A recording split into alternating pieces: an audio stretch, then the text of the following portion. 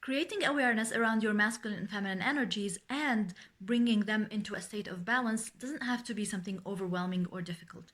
You can start, one step at a time. Pick your most prominent feminine value or feminine superpowers, like I like to call them. Is it maybe a connection? Is it empowerment? Is it being of service? Maybe empathy? And then choose one aspect of your life where that essence is missing, where that value is most missing, and add that into it. Do the same for your masculine superpowers. Maybe it is strategizing, organizing, creating plans, creating structures. See where you can add more of that value in your life, where in which aspect of your life is that value is mostly missing, and try adding more of that into that area of your life.